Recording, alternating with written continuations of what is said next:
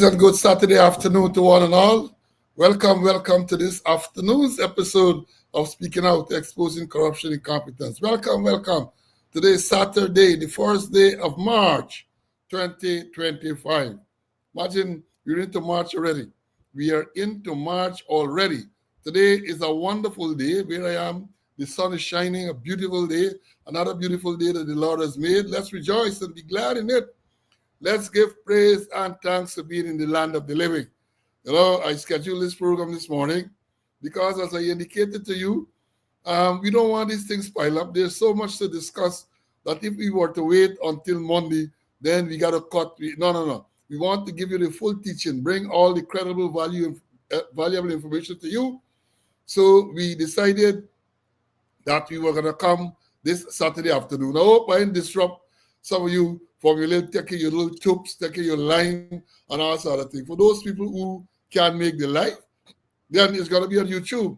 Because I'm aware that we have some people who are Adventists, and therefore their religion might not permit them to look at programs like this on a Saturday, but they are going to be able to look at it sometime after. So welcome. Again, y'all always surprise me. Saturday afternoon, 4 o'clock, Guyana time, 3 o'clock, New York time. I really did not expect this many students in the schoolyard. But here you are, because I guess you know that we're going to give you credible, valuable information. And the fact that this is a Saturday afternoon, I want to encourage you more than ever to share the live. Share. Each one should share to at least 3-4 of your colleagues who are not here, because they might not have received the notification. Because it went out this morning. And Saturday is normally a day we get a lot of household chores. I have a lot of stuff to do. So many of them might not have been aware that we have this class this afternoon. So you share the information, call them, tell them that we are on, and we have so much to tell you. We have so much. We plan. I did say on the notification some of the things that we would have discussed, the police promotion and some other thing. But this thing is so fluid in this country. So fluid. We have a big issue came up this afternoon with Venezuela and Guyana. So we're going to address that briefly and perhaps give you more details on the other program, which is scheduled for Monday. But yeah, we have a lot to tell you. We have a lot. Share, and let them know that we are on. We scheduled the program at, I think it was 2 o'clock, 1 o'clock Eastern Standard Time. 2 o'clock Guyana time, and the students came in, man. We're going to do the roll call as is customary, and then immediately after that, we're going to make some announcements, and then we're going to go straight into the meat of the program this afternoon. A man who has always wanted to be in the classroom or in the schoolyard very early was able to do so today. Look at him here. Brennan was able to make it in at 1 o'clock, sorry. That is New York time, 1 o'clock. He came in at the same time with Sean, and then you add Peter, Kerry, Lester, Marcus, Lyndon, Carlisle, Rhonda. The Ramstel in the house. The Ramstel is in the house. Henrik, Princess Earl is here. Lyndon, Carlton, my squad mate. Then we have, Elliot came again. Courtney, Felicia, Wayne from the UK is here. Elton, Sandra, Brian, Raphael, Michael, the man from Imbimadai is with us. Charlene is here. Dexter, Ulrich, Chilo was in here very early. Gavin, Sean, the Conamaruk man, Pepper Goat, you gotta watch yourself, Saturday afternoon, we just eat black pudding and sauce and manish water. They might eat some pepper goat, so watch yourself. George is here, my countryman. Dudley from Jamaica. Dudley says that he went to church and he is here in the schoolyard. He couldn't miss it. Everett from Texas. Denzel is here with us. George. Umi is here. Warlin, Joseph, Floyd, Keyborn, Deborah, Vivian, Carl, Diane, Gary, Marva, Joy, Maxwell Beaton, 11704. Gaston Taylor, 9556, my squad mate. Denise is here. Julian, Machu, Marlon. Then it was Colin, 8941. Anthony, Eve. Then we add Kevin, Lyndon. Then XX. That's the man. The Colo, Mr. Collison is here with us. Sharon, Farina, Barbara, Hart Crawford is here. Umi, Kevin, another Kevin is here with us. Francis Keith from Melanie, Alona, Vernon, Joan from New Amsterdam, Ronald Keith, Fergus, Orin from the UK is here. David, Marva, Denise, Carl, my squad mate from Arizona. Smitty is here, not 7464. Wayne is here with us. Mary, Neville, and the last person in the schoolyard was Verlin. She was there in the schoolyard. And then when we went live, we have Natasha. Good to see you on the live, Natasha. Simone, Lynette from Barbados. Gordon is here from us from California. Simoa. Then we have Carlton Popo is here. Danny, my cousin Paulette, Joyce Prince, Aticia, and the list goes on and on and on. Well, let me tell you this. There is a roll call.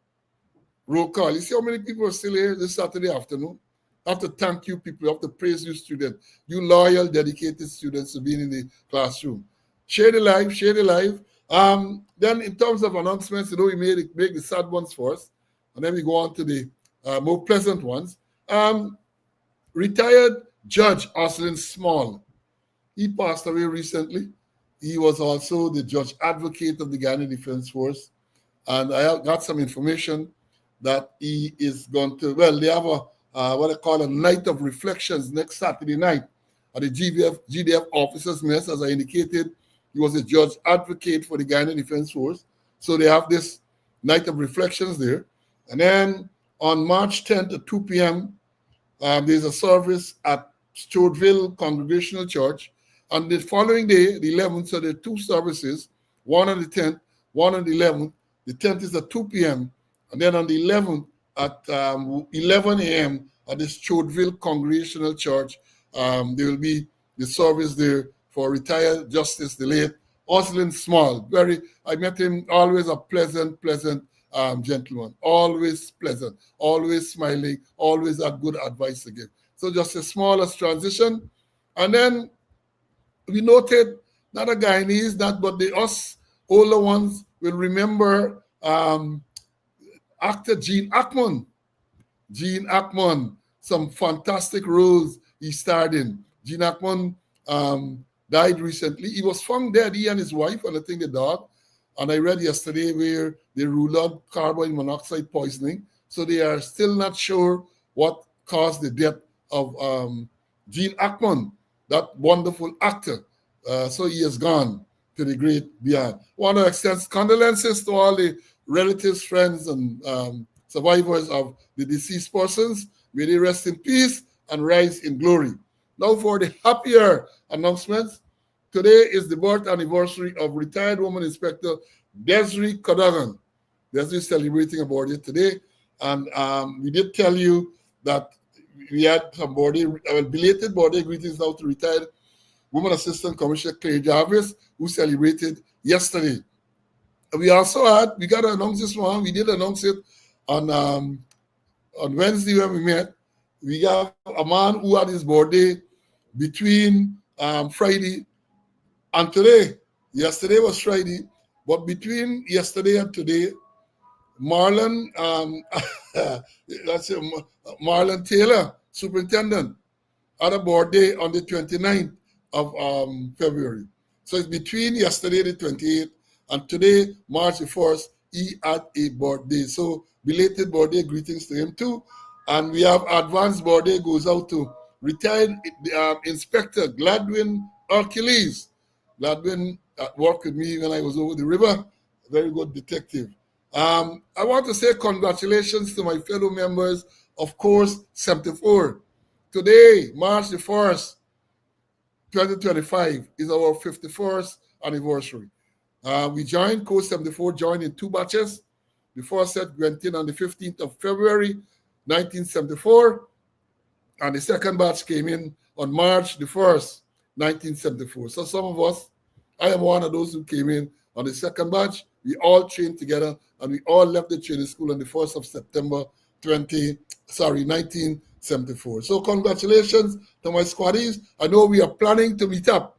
We met last year on the 50th, and we plan to make it an annual thing. We can't wait to meet at funerals alone. We got to meet up before, reflect, reminisce, and celebrate life. That is what we have to do. That we determine that we are going to do that. And this weekend is Carnival weekend in Trinidad and Tobago. Oh God, madness in TNT. Carnival, Monday's Carnival Monday. Then Wednesday gonna be Ash Wednesday. So big bacchanal in Trinidad and Tobago. Fun. The best, perhaps the best, apart from maybe the Rio de Janeiro, the best carnival you have. Them things we get there, we call Mashamani as well. I'm not being unpatriotic, but you can't compare to Trinidad carnival costumes, music, everything out of this world. So this is the weekend in Trinidad and Tobago, carnival weekend. Somebody said they like my green shirt. Well, a crossover back, when I had on the maroon that y'all say is red, y'all tell me Desi and them telling me like a gone over. So the last program I had on a green one, and I want to show you how I have many greens. So I'm wearing my green shirt today. Thank you for recognizing it. And after Carnival, I want to say today, the 1st of March, marks the beginning of the month of Ramadan. Our Muslim brothers and sisters, they observe Ramadan, they fast for this month, and they pray, they go to the masjid to break their fast, and so on. I want to wish you all the best during your fasting, and that whatever you ask Allah for, that it's going to be delivered to you. So those are some of the announcements. And, some cricketers are here. We had cricket today. I watched this morning to see South Africa demolish England. So we now down to four. Actually, the four teams to play in the semifinals, I think, which starts on Tuesday, are determined. The only thing they got to determine now who plays who, because it's one in the Group A, play two in Group B, and one in Group B, play two in Group A. So they're on a crossover. So that is what will go on. That is what will go on with the cricket. Lovely cricket. My favorite one-day and T20 batsman display this morning. Klassen, Henrik Klassen. Once he playing, I don't miss him. Some of the players I don't miss at all. He is one of them. They did a fantastic job in demolishing England this morning. So yes. And again, I want to thank all of you who have been calling me, giving me support in the legal troubles that I have had, or not have had, because I've had suggest that it is past, it's not past, that is continuing. All those who call to say they are praying for me, I thank you very much. And at the end, good always triumphs over evil. We say today marks the month of Ramadan. I know many of them who are there conniving and conspiring to get you. They call themselves Muslims. I don't know how they're going to observe the protocol during this month of Ramadan. But we left them to, is Allah is the God. We left them to the Lord, man. But they call you Allah, whoever they call, left them to them. Jesus, God, Allah, Buddha, whoever. All these wicked people are going to be made to answer at some stage. We all have to answer for our deeds. Now I bring him Mr. Conway. CC, welcome, my brother. Sorry to take you away from your lime on a Saturday afternoon and have you here on this live broadcast. How are you, my friend? I'm well, and praise the Lord. We're all in the land of the living to do God's work. And nothing is going to would have prevented me from being here, Now, you talk about the death of Justice Oslin Small. I want to say a couple of things about him. When he was the presiding magistrate at Maikoni Magistrates Court, I was his orderly. And we developed a very close relationship. I remember once I gave evidence in a matter. The case was that the police took a caution statement from a guy. I think it was Smith took the caution statement. And after the caution statement, he called me and said, Conway, sign as witness. And I signed as witness. The guy went to court, and despite the fact that he gave the caution statement, he decided to contest it. He had Bernard Santos as his attorney at law. And after Smith finished giving evidence, they called me as a witness. And I testified that I was there from beginning to end. Smith didn't use no threats or violence on him, no promise him no reward, favor, or hope or advantage. The statement was free and voluntary. And in cross-examination, Bernard Santos started asking me some very unusual questions that I really couldn't answer. He asked me what color of shirt the man was wearing when Smith took the statement. So sorry, I can't remember. What they call it, the pants, I can't remember. What shoe you had on? Sorry, I can't remember. Where did Smith get the caution statement from? Did he pull it from a drawer? Did he open his briefcase? Sorry, I can't remember. Sorry, I can't remember what was my response. And Bernard Santos get mad.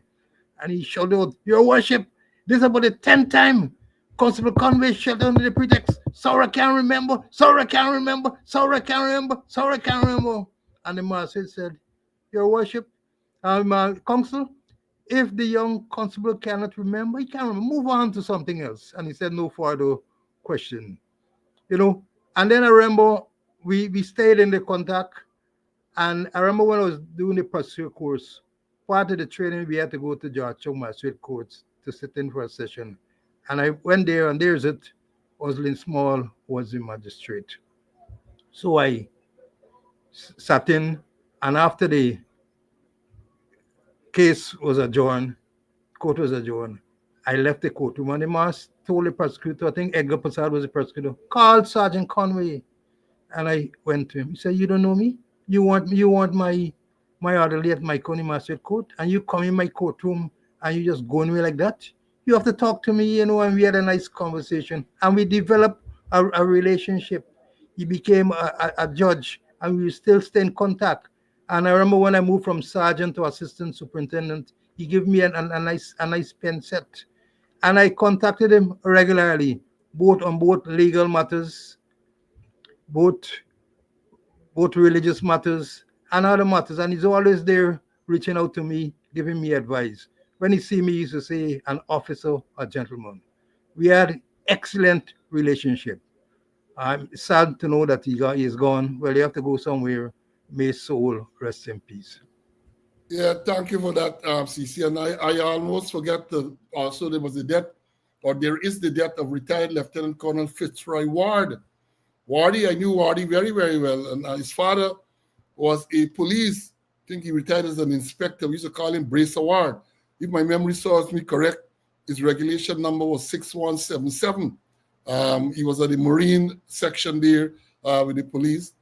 Bracer Ward, very pleasant chap. So Fitzroy, who passed away recently, was the son of Bracer Ward, former police inspector, I think he was. So I almost forget to mention that.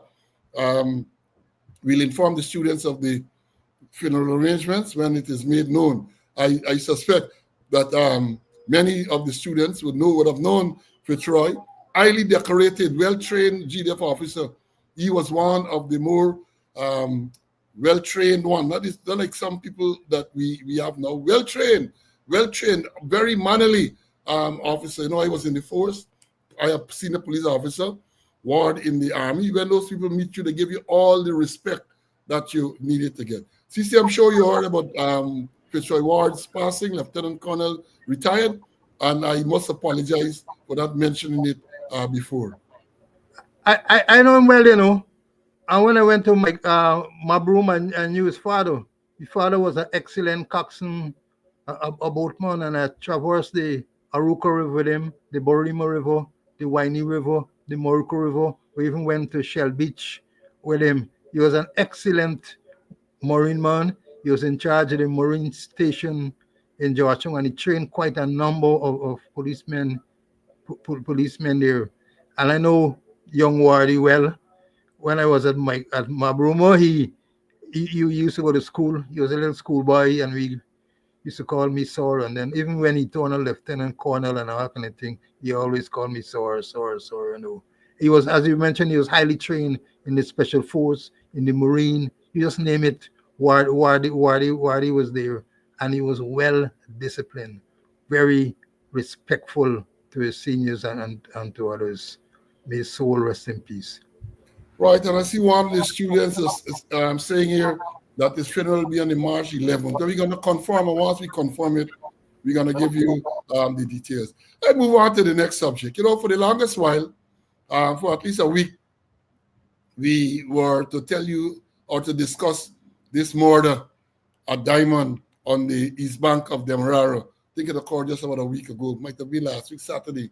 And we didn't get the opportunity to talk about it, but we're going to do so now. We're going to start the main issue with that. You don't want it to die because there are a lot of things to discuss from this incident. Now, the police, I'm reading here from on the 23rd of February, right? This is last Saturday.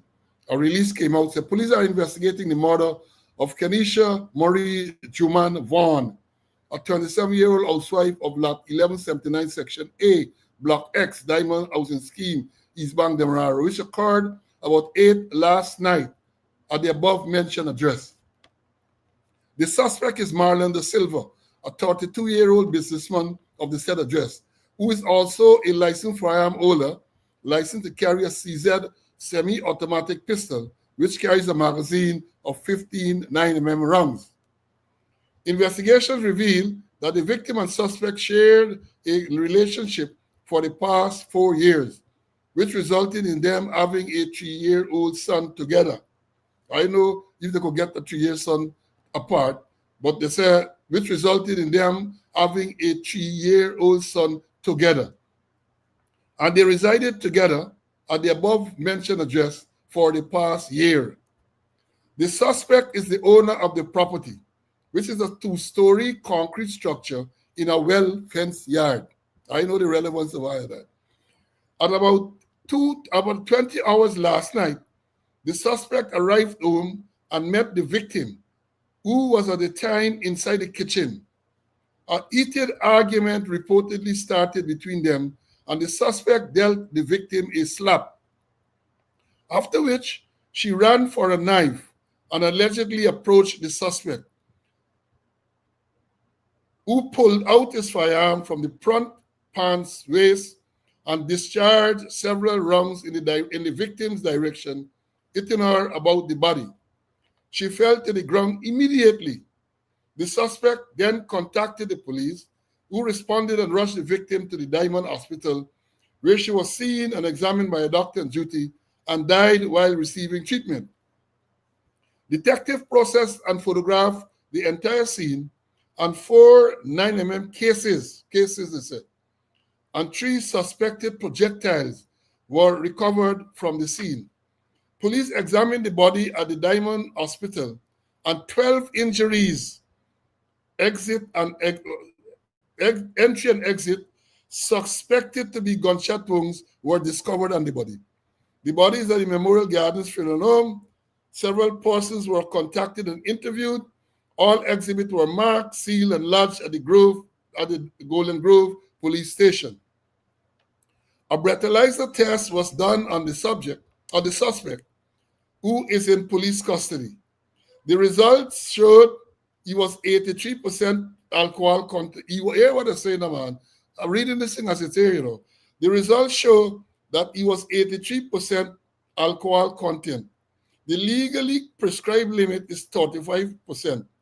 The initial investigation also revealed that the suspect was consuming alcohol at a popular drinking establishment on Main Street when the victim called him to come home, and he was annoyed. That is the police release. But by the time I read this release, as carried in the newspaper, I said, I smell the thing. The meter went off. The BS meter went off. There are several questions to be asked. They're claiming this man and the wife and they get a son together.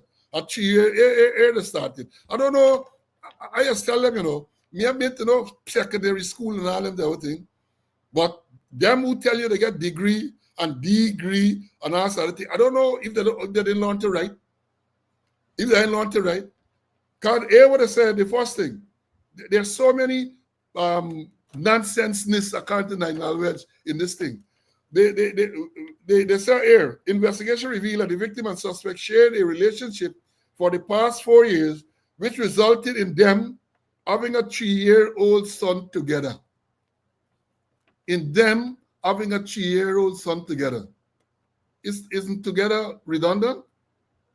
I don't know. Remember I said men far in school, but isn't the word together there redundant? But let me go on. And then they say at about 20 hours, the suspect arrived home and met the victim. Now, all what they're saying here, all what they're reporting here, I want to know how they know this. How the investigators so early know. Remember, they're saying this is what is alleged or something. They're giving it definitively. When we read it back, the suspect arrived home and met the victim, who was at the time inside the kitchen. A heated argument reportedly started between them, and the suspect dealt the victim a slap, after which he ran for a knife and allegedly approached the suspect, who then pulled out a firearm from the front part's waist and discharged several rounds. Who gave this account of this that took place? Who gave this account?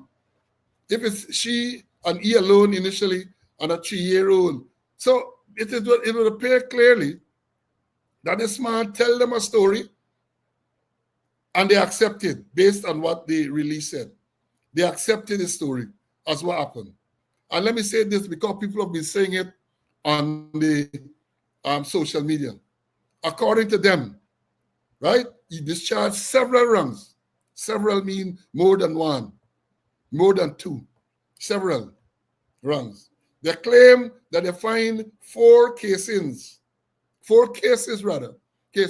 Well, let me tell you, our corporate propaganda unit, it's not cases.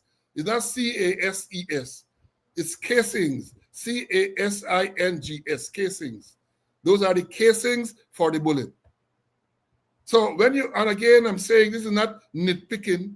You're reporting to the world what transpired. You have to be accurate. You have to be accurate. So it is not cases. You can't recover cases unless you're talking about going to the court or something like that. It is casings. CASINGS, casings. And then I go on to say, they had, later on, they determined that they said 12 bullets. They examined the body at the hospital. 12 injuries, they say. And they say entry and exit. How they know that? How they know that these injuries that they saw are entry and exits?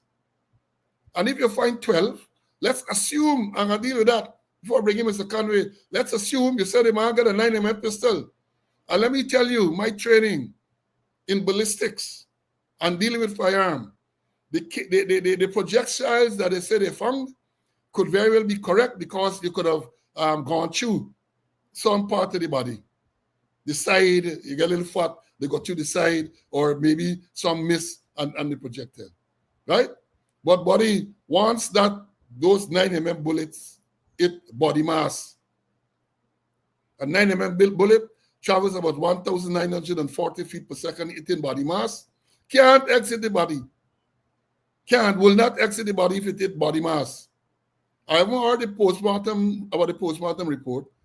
I didn't hear the postmortem report. So 12, let me assume, therefore, if you're saying that you find 4 cases, you're saying that you have then 4 rungs discharged. How come you find 12 injuries, as you said, which you claim to be entry and exit? You got to analyze this statement.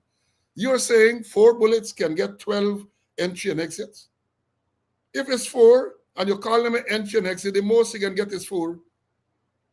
This is not Bud Spencer and Terence Hill, where them bullets just turn back and do all sort of magic in them picture. If you find 4 cases, then you are presuming that 4 rounds were discharged from the gun. And unless the accuser disposes of some of the casings, not cases, the casings, it's hard to find more than 4 because you are saying that there were 12 injuries suspected to be entry and exit. Now, if you get entry and exit, it got to be a minimum of 6 because it's 12. So if you said 6 go in and 6 come out, which is not feasible in this case.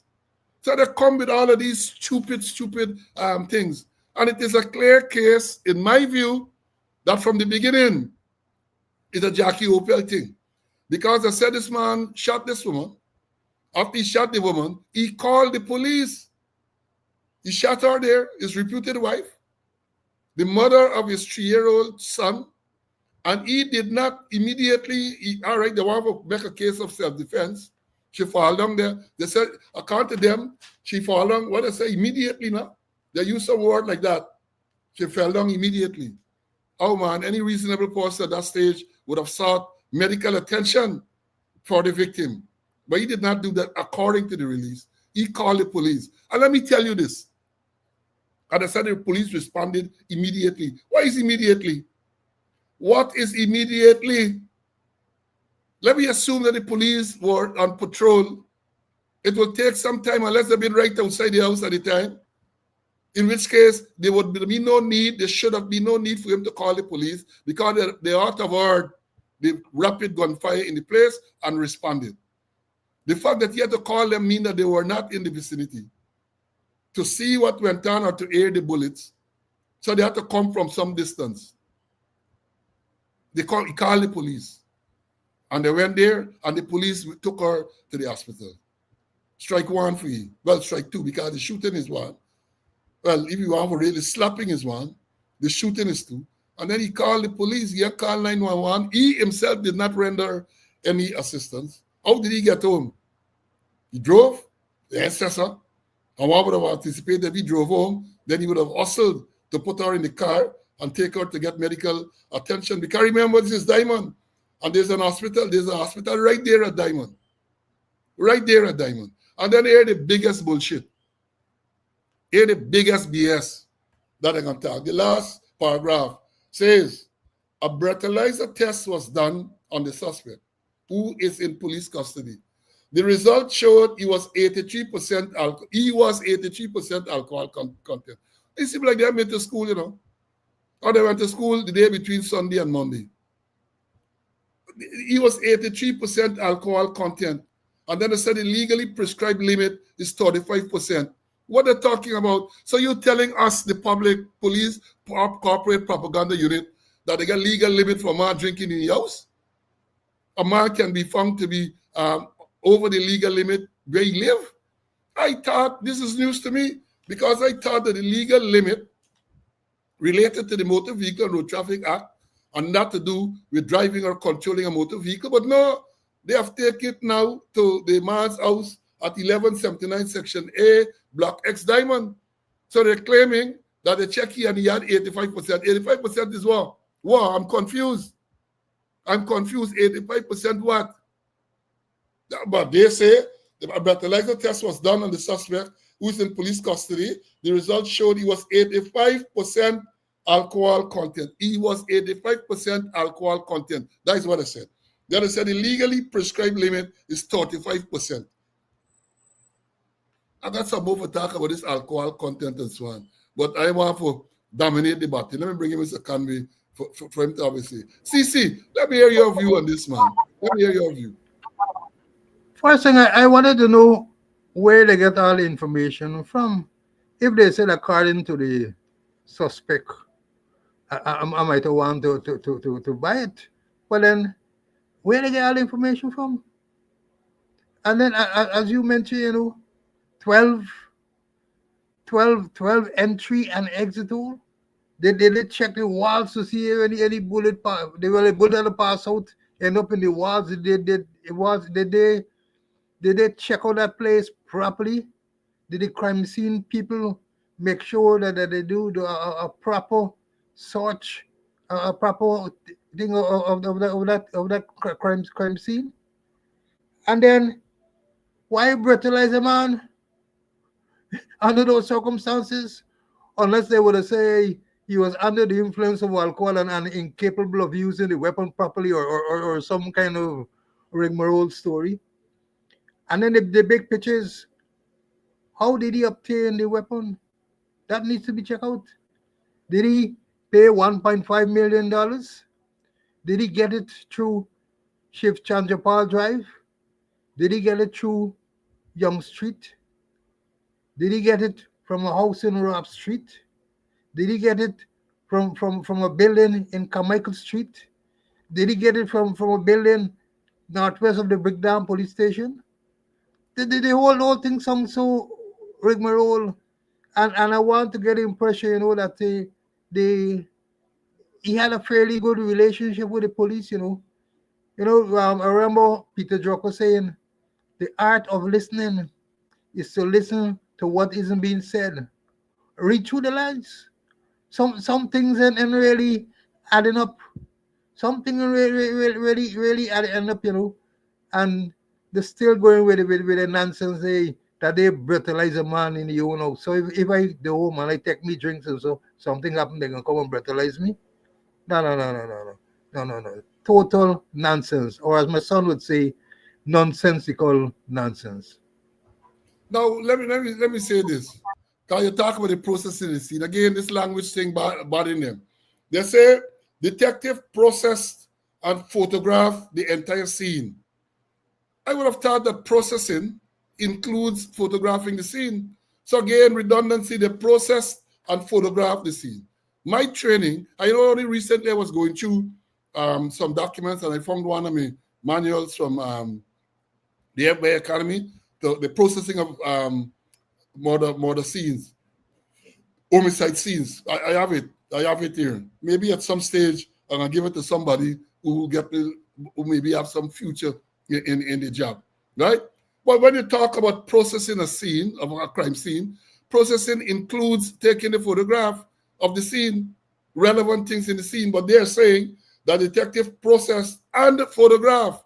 So the photographing is outside of the regular processing of a crime scene. Only the Guyana Police Force, man.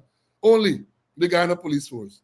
And then when they talk about the alcohol, before I go to that, let me tell you, a lot of, they start from very early, right? Because one of the propaganda pages on social media reported that the businessman is now dead after riddling his wife with bullets. It is reported on social media by one of those propaganda pieces that this businessman is now dead after riddling his wife with bullet. Then the same thing, riddling his wife with a dozen, they were specific. They would have said, the court today, a businessman is now dead after riddling his wife's body with a dozen bullets during an argument on Saturday night. And the man talk about, when they go on to say, well, Shikali, even it's a popular place in Main Street, the only one popular place to get in Main Street.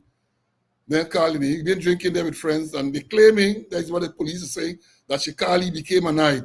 So he go home, they had an argument, he slap shit. She run for knife, right?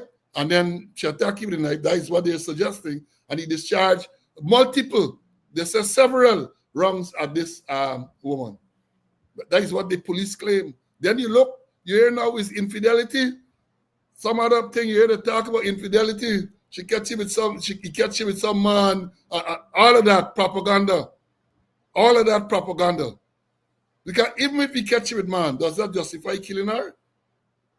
Does that justify killing her? And here, let me tell you something. They want to put up a case of self-defense because the man passed through court and here one of his lawyers expressed surprise that he's charged with murder. But when you discharge that number, once you discharge several rounds, as the police claim, is murder. You intended to kill her, right? You discharge several rounds. You intended to kill her, and you succeeded in doing that. And that's the definition for murder. 100, section 100. The police, the Scalam, them worthless police, they say give you a red rum. You know why is a red rum, students? When you hear the talk about red rum, R-E-D-R-U-M. R-E-D-R-U-M, spelled backward is M-U-R-D-E-R, murder. So when you hear certain people, certain criminal elements in the force talking about give you a little red rum, is a murder charge you're going to get. It's a murder charge you're going to get. Right? So we understand. And then they go on, you know. As I said, who gave the police the account?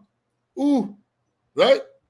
And then it is said that the father, it is alleged that the father of the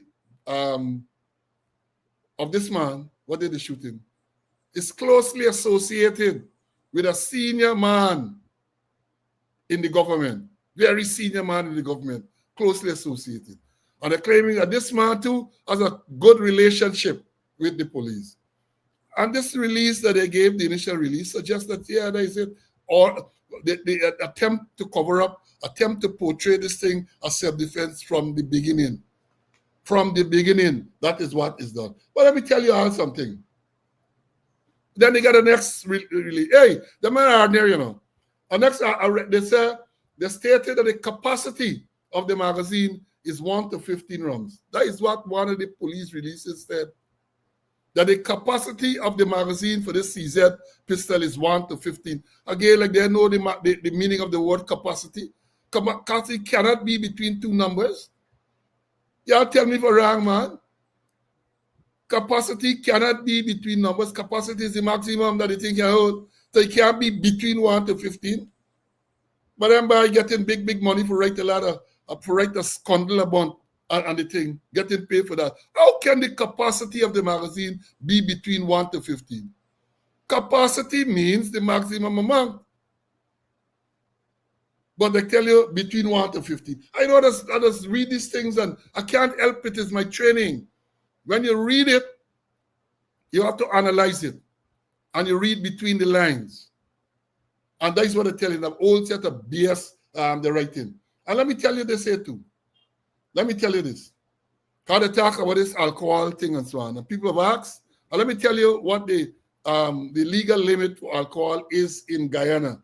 And when you're there at home, you know, not in your house, not in your yard, I can't tell a Jamaican friend.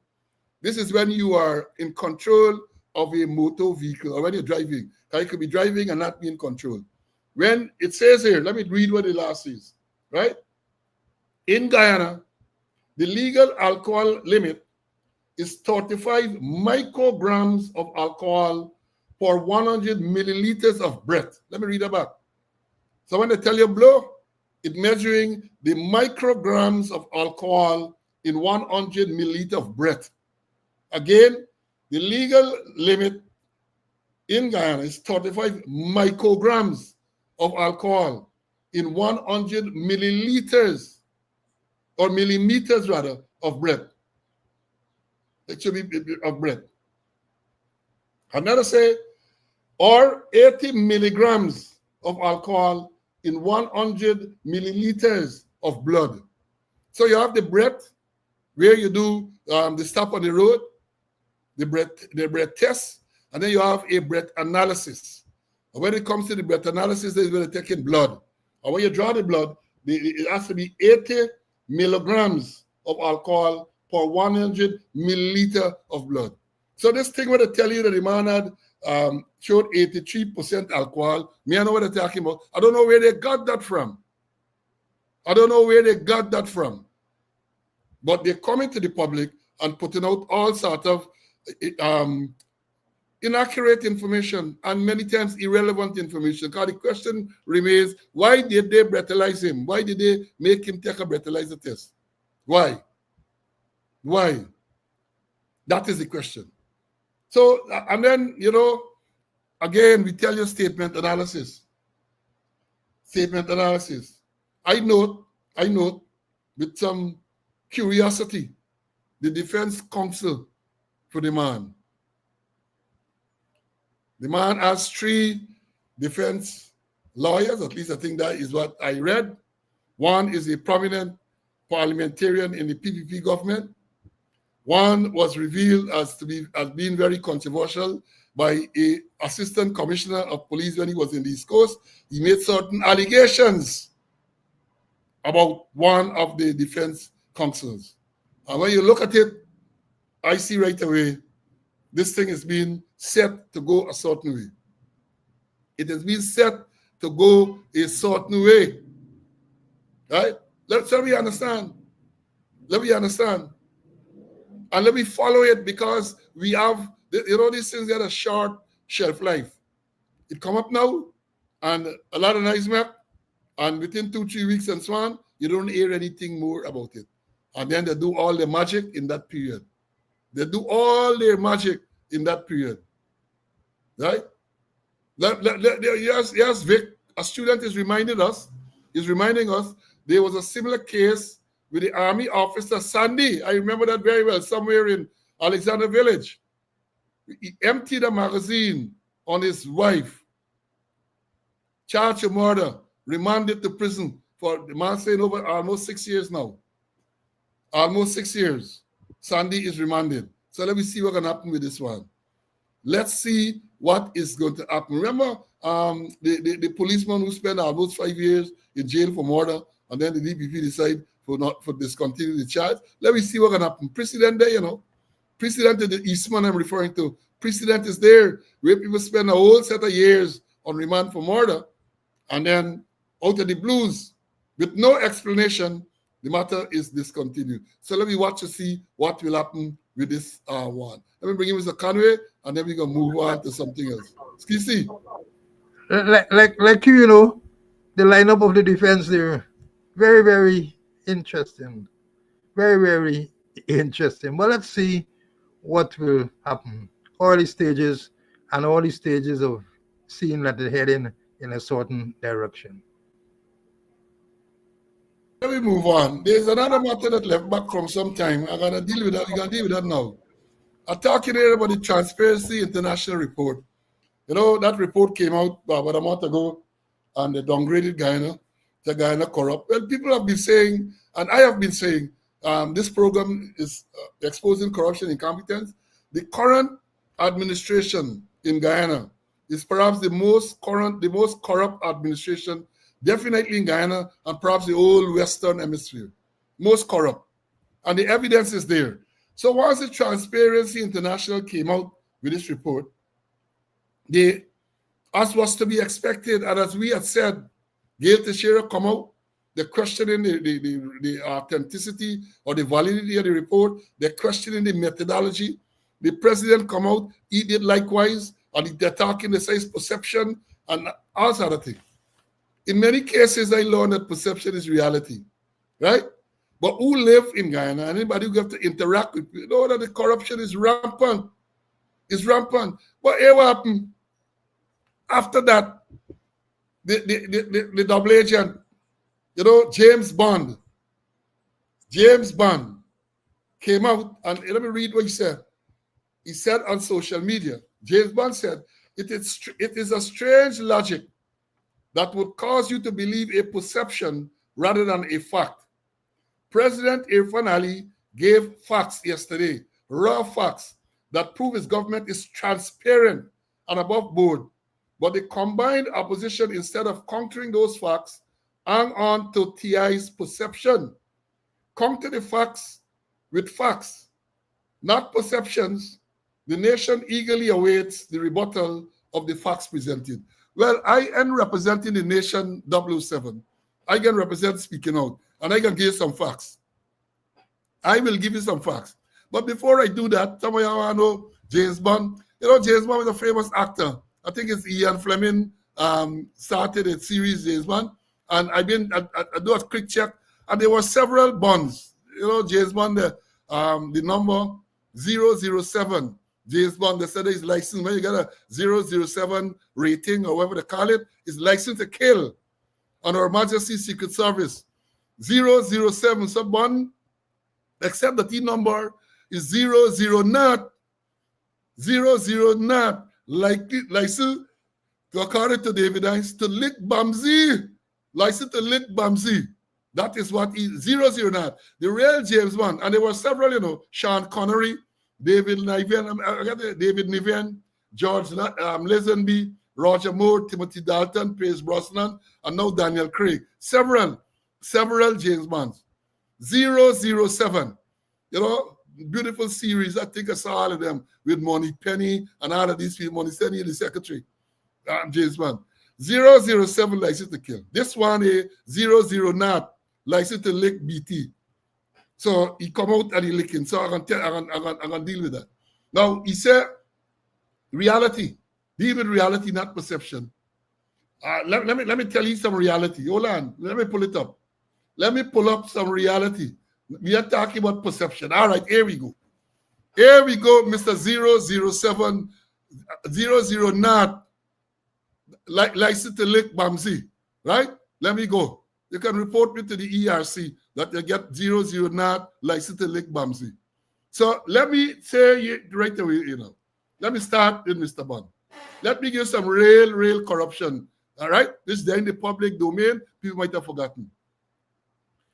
Remember only recently the CEO of the Ministry of Housing? Remember Graves, Sherwin Graves, I think his name, resigned suddenly after allegations were made about the house dealing, land for thing. The man is said to have bought a property in New York, Queens, New York, for $725,000 US. No mortgage. And the question is asked whether there was a quid pro quo. Because the man from whom he bought it got 30 acres of prime real estate someplace on one block, and the other real estate in the place. The same man, the doctor that traveled from US to come to debunk the story on Travis Chase. And he cried. Water in the eye. He cried like if his mama dead. Cried. When Fox Bracy, Fox, James Bond Fox. That same property that is said to have been bought for $725,000. I did the research. It is listed on Zillow for $1,949,000 US, almost $2 million. $1,949,000 US, and according to the papers they show, he buy it for $725,000. Well, I hear, according to social media, the feds are investigating that as well. So that's one, right? Let me remind you too that the former PS, and the question is asked, how did the CEO of housing accumulate or amass that wealth? If that clear corruption, government official. Don't forget May Thomas, the U.S. State Treasury Department sanctioned her for corruption. She was PS Home Affairs Ministry. They said she taking bribe. She dealing with firearm. She dealing with passport. That is what they allege. So Fox, James Bond, Fox. 00 now, Fox. Don't forget the PS at the Ministry of Amerindian Affairs, who was caught taking bribe. A man went to CID headquarters and complained that she's shaking it down for $200,000 a month because he was supplying some security service somewhere. I think it let him somewhere. His father used to do the business for us. The father died and he took over the business. And she wanted $200,000 a month for him to continue supplying the service. He went to CID headquarters. They marked money and gave it to him. He went and he paid her the $200,000 in marked bills. And then the police moved in and caught her red-handed with the $200,000. Well, charged her and put her before the court. And as was to be expected, the man said, "You want no further matter." And I made the comment that offense wasn't committed against him. The offense was not committed against the man who gave the money. The offense against the state. So even though it's e-money, it's bribery and corruption, right? He is not the victim. So, they discontinued the thing. And I made the point, I wrote a letter to the media, say that he was compellable. He should have been compelled to give the evidence. He can't go and say, well, I want the matter done. He can't go and say, you want the matter done. But that's what happened. And I understand now, it is alleged that same former PS is working somewhere else in the government now. Who knows where May Thomas is working and whether she's still receiving, perhaps she's not working but still receiving the salary. Remember, she's a big thing in the PVP. She's up on the central executive and all of that. James Bond corruption, all this corruption. Not only that they're taking the bribe, but if Mayor Thomas continues to benefit from the state's purse, if this other Susan Rodriguez, well, not Rodriguez, I can't remember her name now, the one of the American ministry, if she was put somewhere, so it's corruption. Corruption. Let me tell you more. Remember, they got a man named Calvin Brutus. James Bond, 009. Remember Calvin Brutus, a former assistant commissioner of police who is facing 261 criminal charges, including money laundering, including larceny by public officer. 261. And you're saying the corruption is perception, and you want facts? Well, I'm giving you facts. I am giving you facts. Here, let me tell you about James Bond. Here, let me tell you about, you remember a man named Clifton Aiken, who wrote in a statement he took $8.5 million from a businessman, Amir Ahmad, to finance the wedding of Calvin Brutus. $8.5 million in his office as commissioner of police. Corruption. Let me tell you more. Conway alluded to some earlier. Money paying for gun license. Money 1.5. Conway know them places well, where it is alleged that you got to pay Jackie Opel, got to visit before you can get the money. Coming back to the man, you might remember Clifton Aiken is the commissioner of police now. Only recently, a statement was revealed that in the $60 million they charged Brutus for, the money was withdrawn from the bank by the manager of the Police Consumers Co-op Society. She was accompanied by the PAC, the person assistant for Aiken, the person for the commissioner. She claimed in her statement that I have seen, she took the money in several envelopes, brown envelopes described, to the commissioner's office, Aiken office, where Brutus was present. And she handed over the $60 million to Brutus in Aiken's presence. Brutus charged with larceny by public officer or something like that. For the same $60 million that this officer claimed, she was a special inspector claimed, that she handed over to Brutus in Aiken's office. Bond, is not corruption. You're supposed to be a liar. And you're not a COVID liar. You're supposed to be a liar. You would have gone to law school. And that is where you come in to tell people. All because you get this code 00 a code that allows you to lick the brown nose and to lick BT or Bamsi, whatever you want to call it. And then let me remind you about some more. Let me remind you, remember only recently it was revealed, big corruption at Ministry of Social Security, where some employer or employee was found by the police with in excess of $150 million on pension, books and all them type of thing. You don't hear nothing about that. That is not corruption, Mr. Bond. Bond, James Bond, right? That is not corruption. And in that matter, that very matter that I referred to, the $150 million, the stepmother of the employee of the ministry is on record, on tape, saying that the police take a $2 million first. And then the police go back for another $3 million. And this person is telling, a former police officer is telling this employee that she should give it to them, the $3 million more, because they're going to lose more than that. And let me jump forward to tell you all too. Would it be surprise you to know, because we got to talk about the police promotion, I know if you got time this afternoon, that the same officer who's alleged to have taken the $2 million for trying to cover up this $150 million big fraud and went back for $3 million. Would it surprise you to know that in this last promotion list, I hear about them and the man get promoted? And people have said in the police force now, you have to be a criminal. You remember Jack News attacked the people, said they're a criminal. You got to be a criminal to get recognized and be promoted. Yes, Zaire, 00 not. That's the man number. 00 not. So you have that. And let me tell you further. Before bringing Mr. Conway. We reveal here they get big run-ins, corrupt run-ins in almost all of the ministries involving vehicles that are sent to a particular place to be detailed, to be cleaned and so on. hundreds of thousands of dollars to clean a vehicle. Hundreds of thousands of Guyana dollars to clean a vehicle. And it is said, it is alleged that the man who owns that company is a family to a minister. And you, James Bond, 00 whoever tell me that the thing about Transparency International is mere perception and is not corruption? But let me ask you, what is this one, man? Hold on. Y'all bear with me. Let me deal with Mr. Bond. Y'all bear with me, man. Bear with me. One moment. Un momento. And before I go, Bond, do you remember not so long ago, there was a massive drug bust in Region 1 where the police were kept in the dark. They were kept in the dark.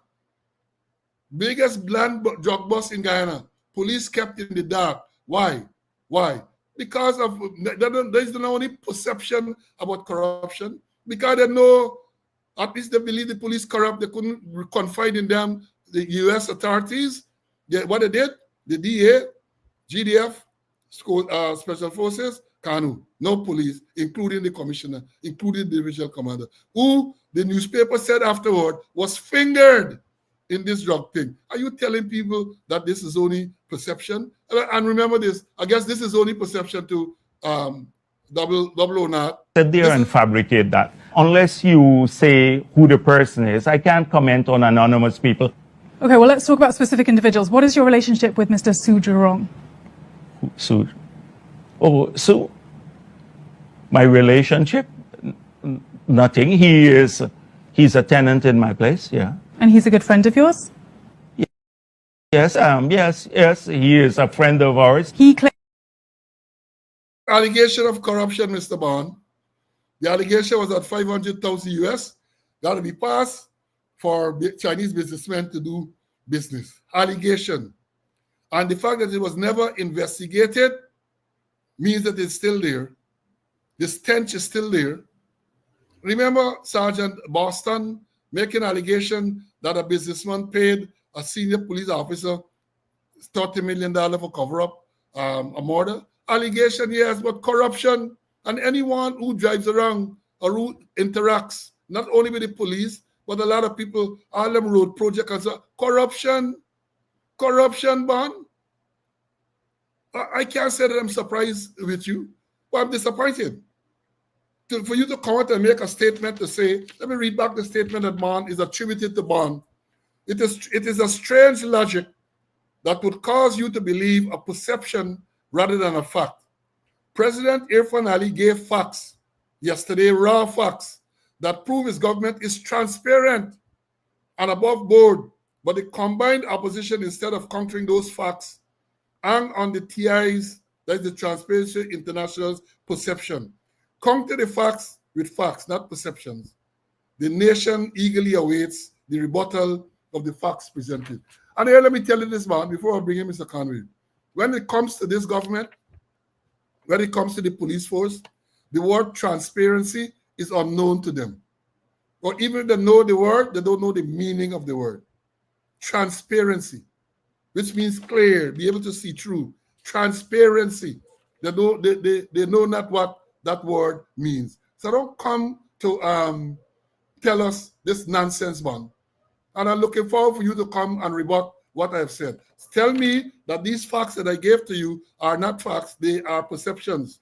The 261 charges against Calvin Brutus, they are perceptions. That statement from Jagdio, that is perception too. The $150 million, all his vehicles, the detailing for all them things is perception. All the construction, all of these fly by night. I got a friend who told me the other day, he went to a barber. He said, and the barber shop closed up. The man is now a contractor. The man building road. The man is a contractor building road, a barber. Don't forget the thing on the highway, you know. I think you know them well. Statement. The school and the highway. By the way, it finished yet? It finished yet?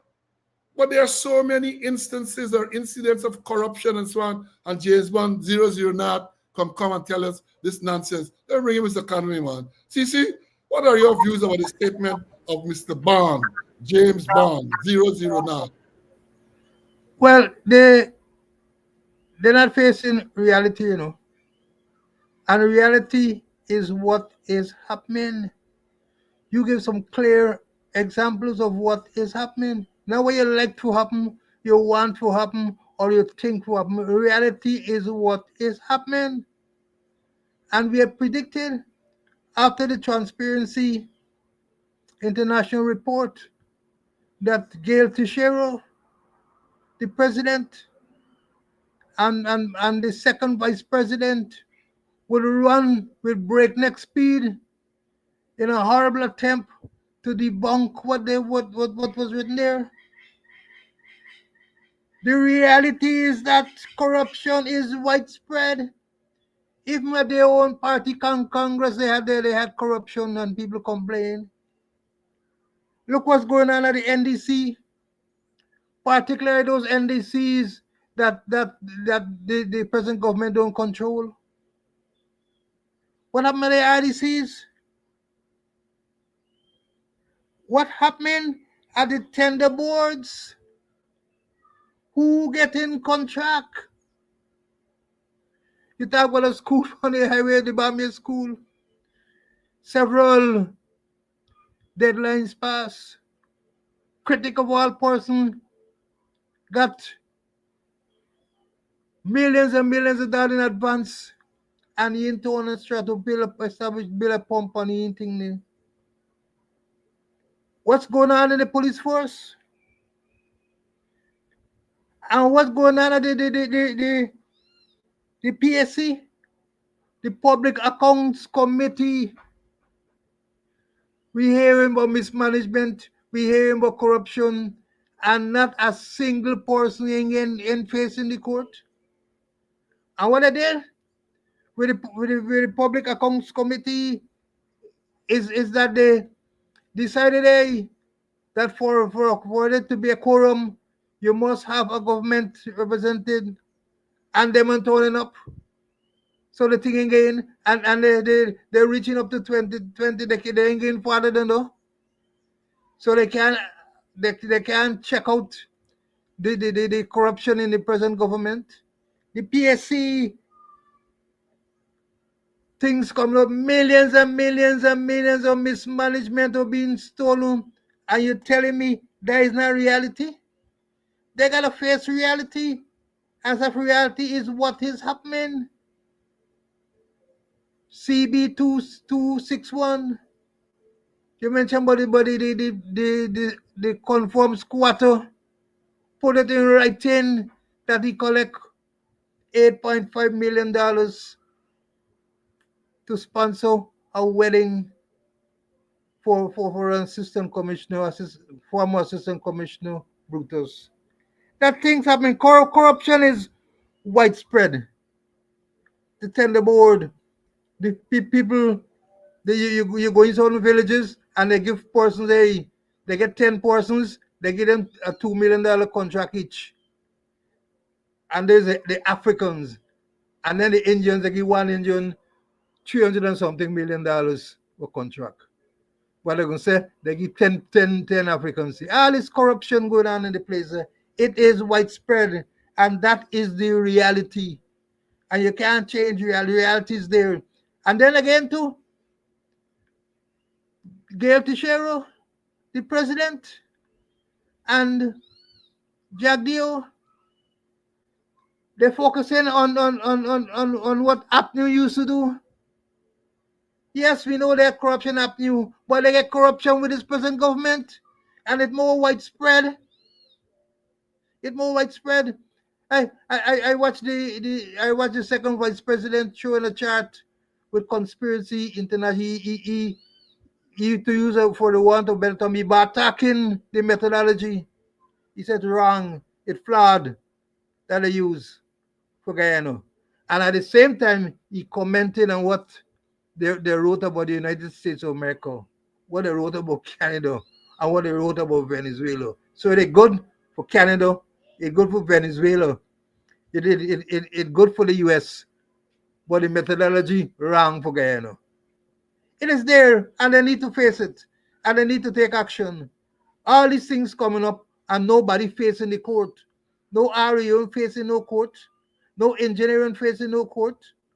No, nobody whatsoever.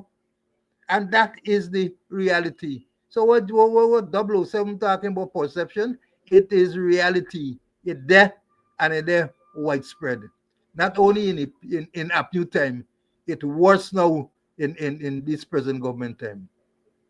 Well, I got a vague recollection that sometime around 2021, when the government came into office, the same 00 was charged, Same 00 was charged with something, I'm not sure of the details. But let me tell you about corruption to Bon. Asha Kisun, a member of parliament, the deputy speaker, tell me if that is not corruption. She was part of the Jaina party. They had an arrangement to say, well, they're going to share the term. They started out with Schumann singing time, and then Asha Kisun going there she was to be for 3 or 4 months. She now moved, she grow roots there. The chairman of the Guiding Election Commission admitted publicly that it was a mistake because the seat should have never gone to her. Admitted. And they can't move she. They can't. The people say, well, she can't move. They can't move her. You want to tell me there's not corruption? A war that is banned in the parliament? Huh? That is the story. So I don't know where this man lives or whether he knows, gone so far up that crevice that our eyes gone into it too. He can't see, he can't smell what's really going on. Because anyone, let me face it, even supporters of this government, even supporters who are honest will tell you that yes, there is massive corruption around. Even one of the people who used to write frequently supported the government in the newspaper made the point sometime last year that corruption is so rampant that it's likely to bring down this government. That's written on me in a slow Conway write it, and then man gonna come and tell us the lot of nonsense about CI is just perception, is not reality. Well, we have given you some real stuff, reality. We have given you a reality check. So use your secret agent experience and try to unravel and let me hear what you have to say about that. Yeah, he was land. I know he get some that he charge you with some land story. So maybe it's a deal working out so that he can praise them and they're gonna drop the charge. Or maybe the charge still running. Let me be honest, I know the charge still running, right? Oh, he was charged. I know he was charged. This is about what the police shoot in the back and other thing, Been out in the road demonstrating and police bust a whole set of pillars in the back. And he come now and telling people other things. Oh, there's no corruption. It is just perception. It is also only perception 00 that you were shot in your back. That is the perception too. And when you woke up, it did not take place. It did not take place when you woke up. It did not take place. Now, I wanted to, I was hoping to get a man who does assist me to put up the address the president made a while ago, a few hours ago, in relation to this Venezuela story. But let me start with the this border issue where we had some soldiers, Guided Defense Force soldiers, shot in the Cayuni River. Now, it happened just over a week or so ago. The government immediately came out with a statement and they blamed the Sindicato gang from Venezuela. They're a notorious criminal gang of Venezuelans operating in the border area, Sindicatos. They blamed the Sindicatos for the shooting of the GDF soldiers, who they claim returned fire.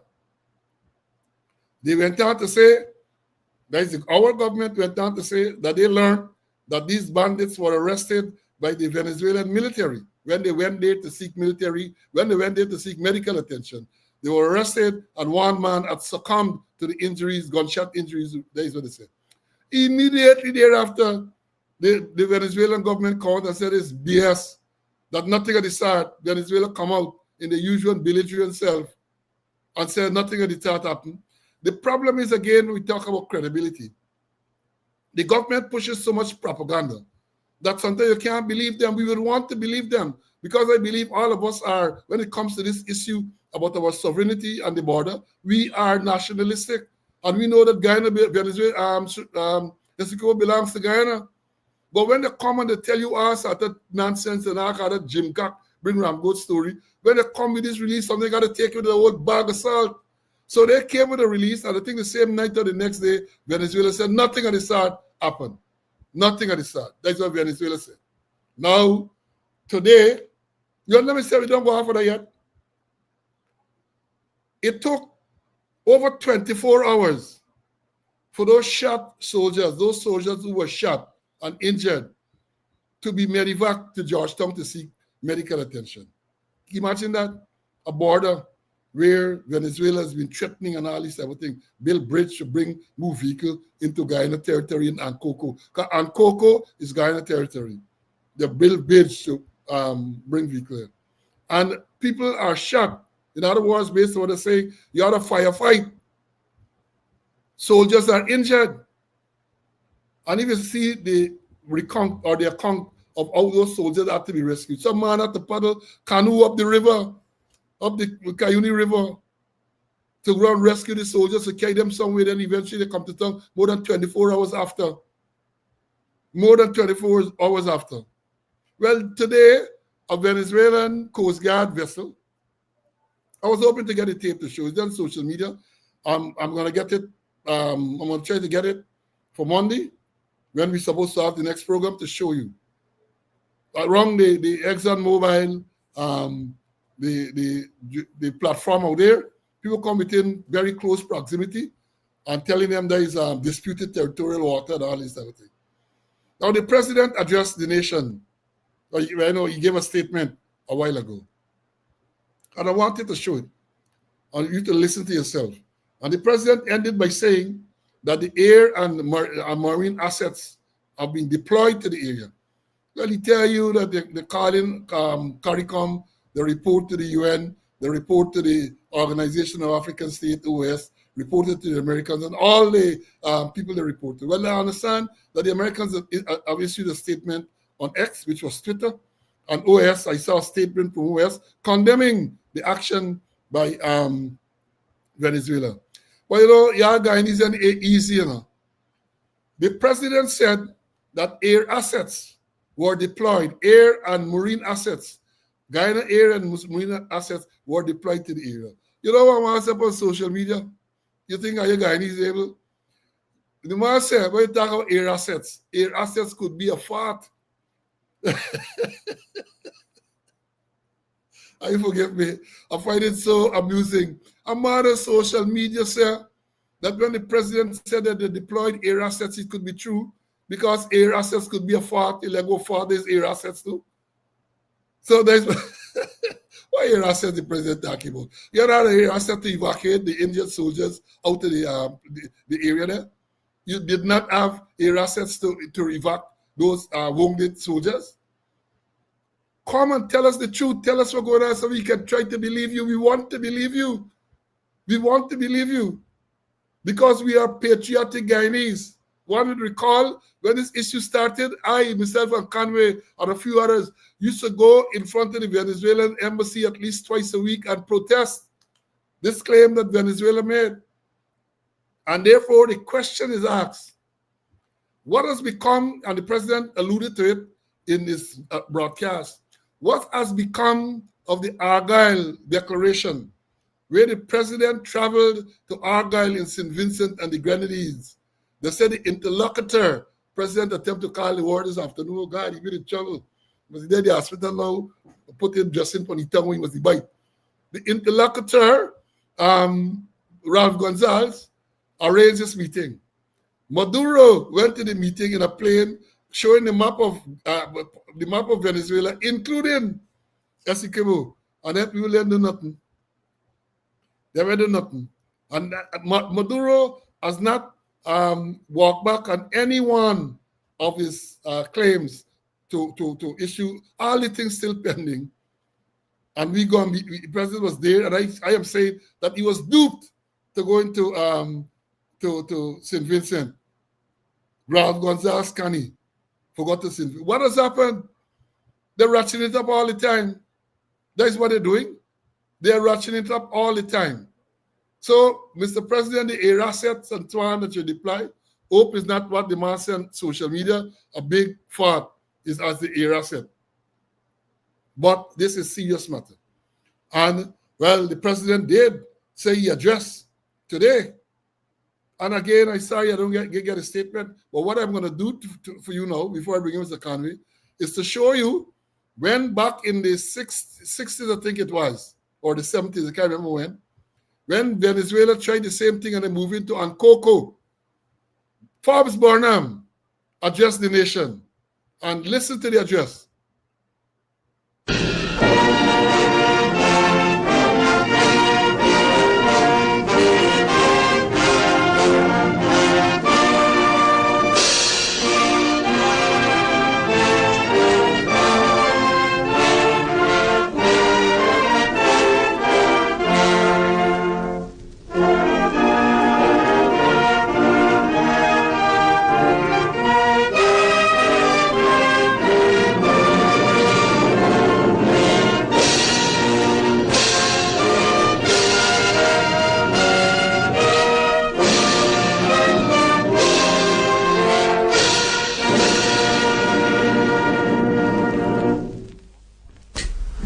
At one point of Guyana's western border with Venezuela, the Renamo River flows into the Cuyuni River, and there is an island at this junction called Ancoco Island of about 2 to 3 square miles. According to the map in existence since 1904, the border runs roughly through the center of Ancoco Island from north to south, so that the western part of the island is Venezuelan and the eastern Guyanese. For some time, in fact during last month, a number of Venezuelans were crossing onto the Guyanese side and have since then been carrying out certain works on our territory. The report of this came to the notice of the government a few days ago only, and an inspection party consisting of senior officials and 2 senior police officers visited the island the day before yesterday, Wednesday the 12th of October. This party verified and confirmed the earlier report received through unofficial channels. In the opinion of the government, this intrusion by Venezuelans constitutes a breach of the Geneva Agreement entered into between the governments of the United Kingdom and Venezuela on the 17th of February 1966, to which agreement the government of Guyana is now a party. And today I have sent a cable to Dr. Iribarren Borges, the Foreign Minister of Venezuela, strongly protesting the intrusion of Venezuelan personnel onto Guyanese territory and asking that immediate steps be taken by the government of Venezuela to ensure the immediate withdrawal of all such personnel. I have this morning informed the leader of the opposition of the situation and held discussions with him. Meanwhile, I await a reply from the Venezuelan government. I consider it my duty to inform the nation of this latest development and to assure you that every step is being taken to retain our territorial sovereignty by peaceful means. Your government proposes to abide by the terms of the Geneva Agreement and is hopeful that the government of Venezuela will do likewise. You are asked to remain calm and to await further information. Long live Guyana.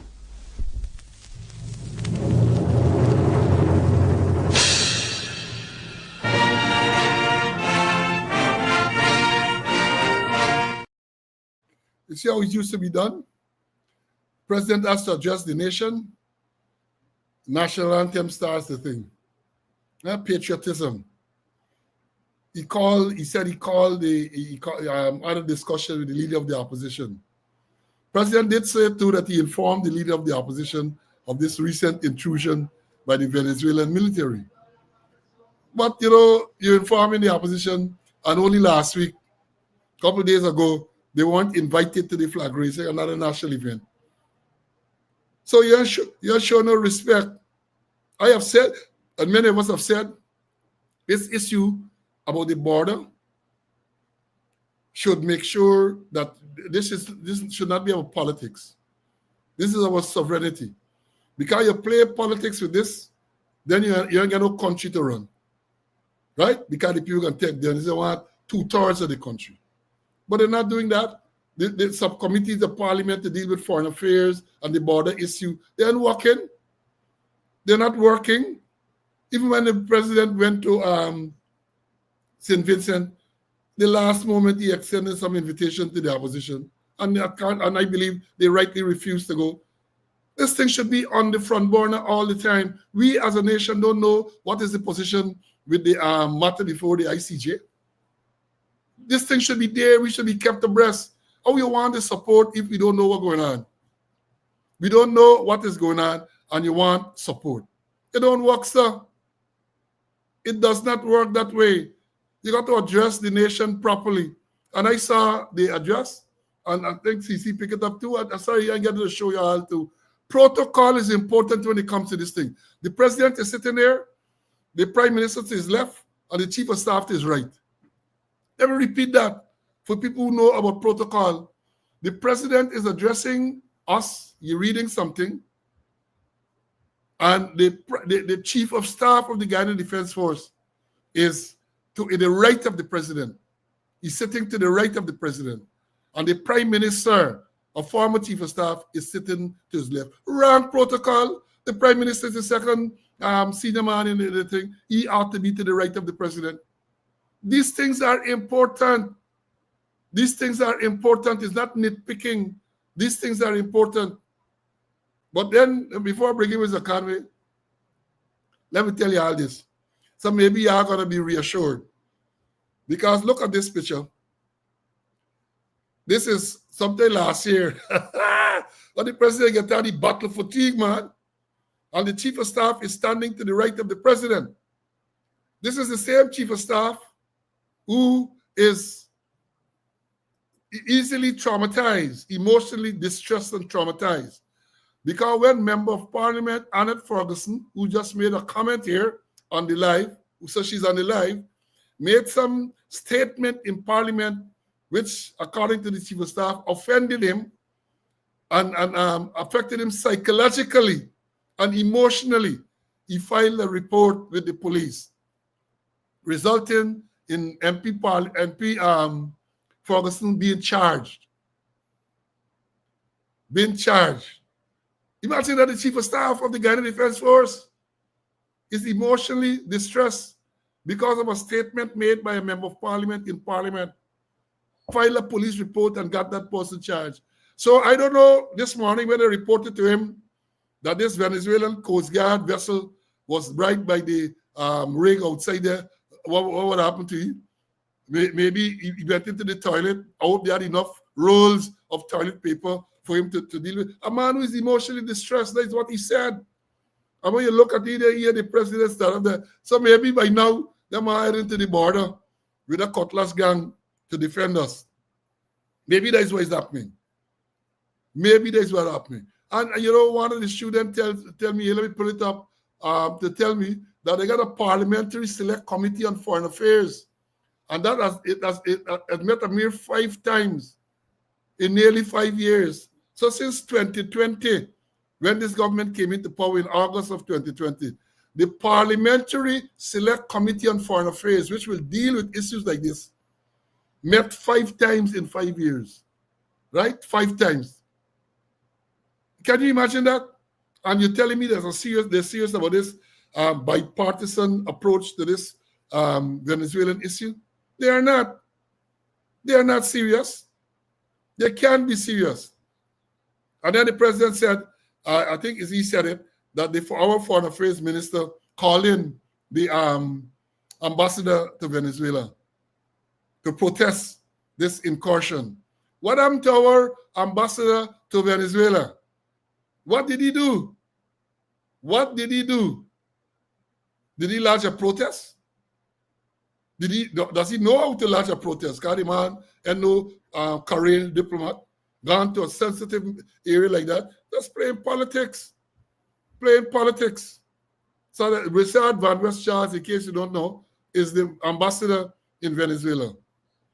Let me bring in Mr. Conway before we move on. CC, your comment on this, man.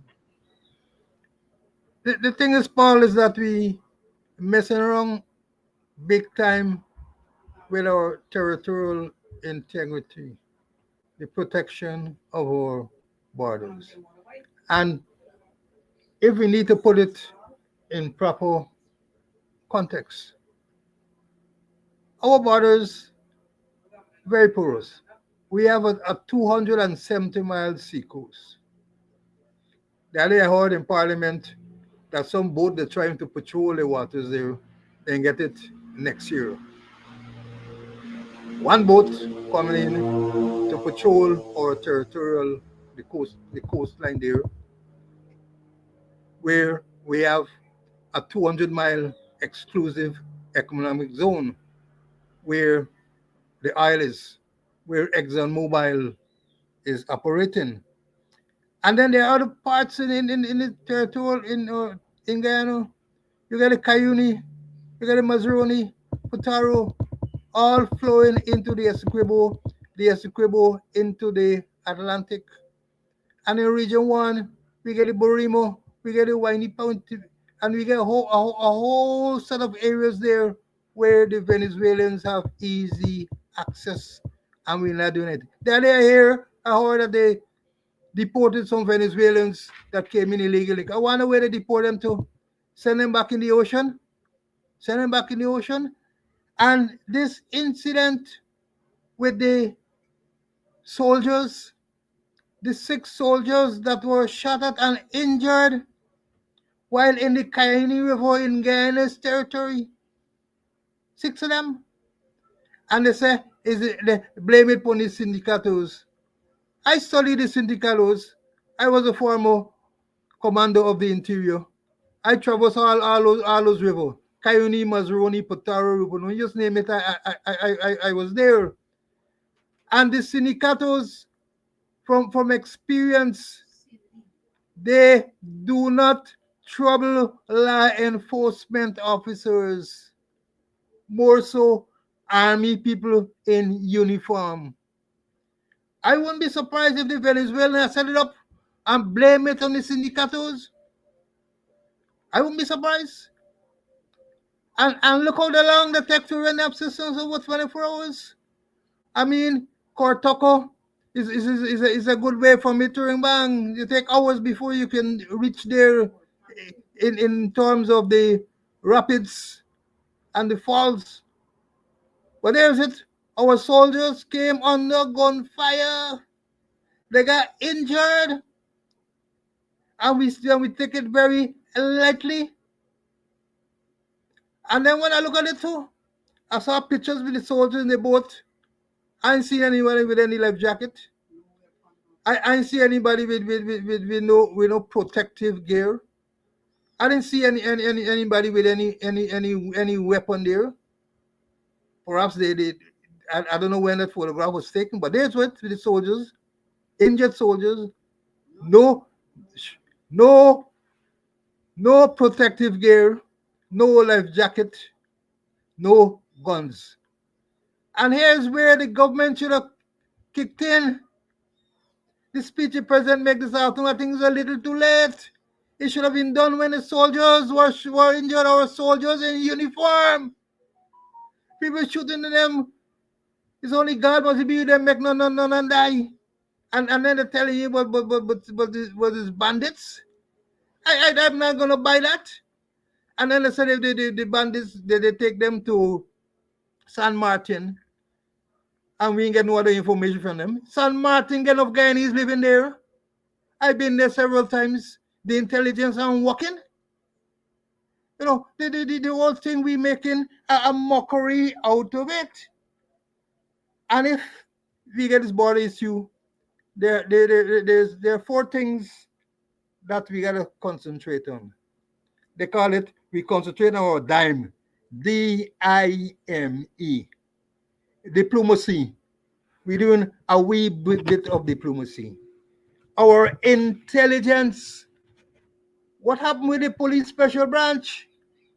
What happened with the army intelligence?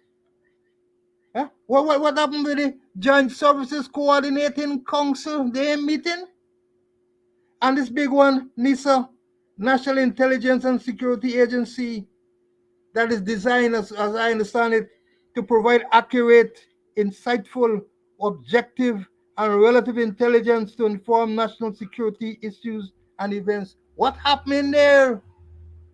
And our military, they sleeping?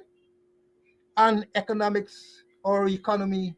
Those are the things that we need to concentrate on. I repeat the dime: diplomacy, intelligence, military, and economics. We playing around this thing. And then how we treating our soldiers on the border, our soldiers at Etteringbang, our soldier at Kaikan, with the close to the Wenemu River, our soldiers at Etteringbang, and talk about soldiers, me police to our law enforcement people at Ikerku, at Imbatiro, and other places. How are we treating them? Are we ensuring that they have the proper equipment? Are we ensuring that they could give a rapid response in case of something happen there? At least they can respond and hold it till help comes. But no, we sit down high and dry in the city and allow things to happen. When things happen, we pussyfooting about the place there. Yeah? 6 soldiers get injured. 6 soldiers get injured, and they just dying a natural death. That's why I'm not surprised. Perhaps the Venezuelan they were testing the water there, testing the water, so they got out in the ocean there. We need to do much more, and we gotta be serious in protecting our borders. Guyana belongs to us, not Venezuela. And Venezuela do that kind of thing.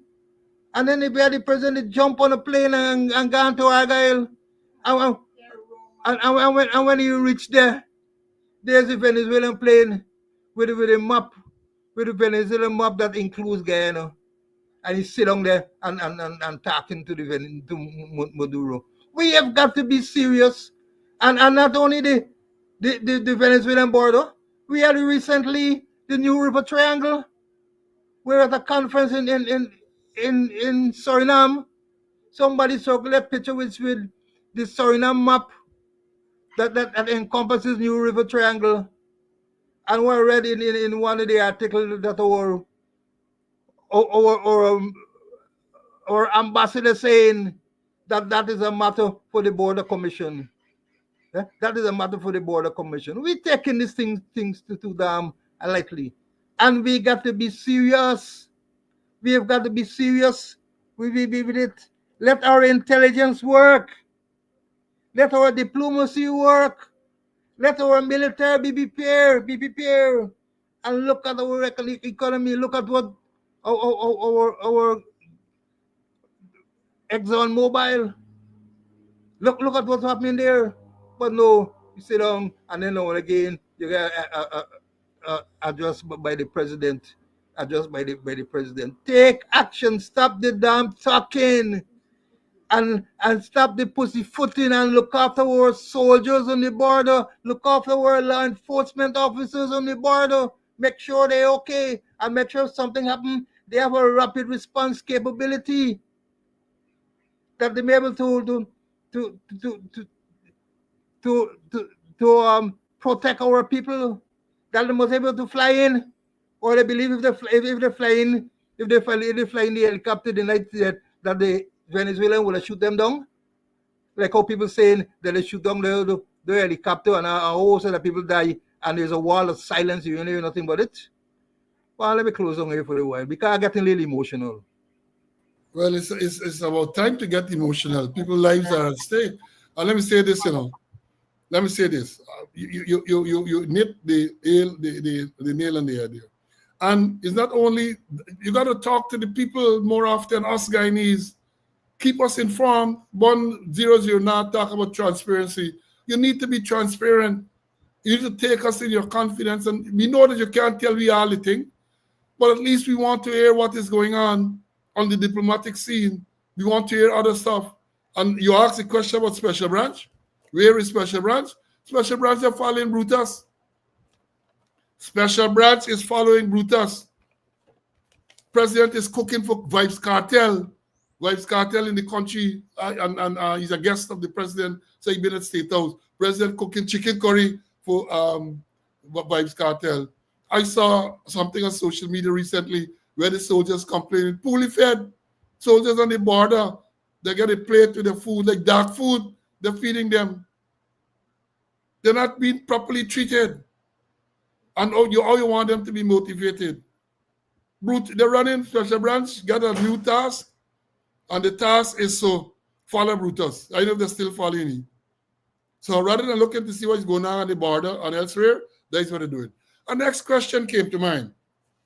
I don't know the geography from where the maritime boundary ends and where this rig is, but it was suggested that is a long distance.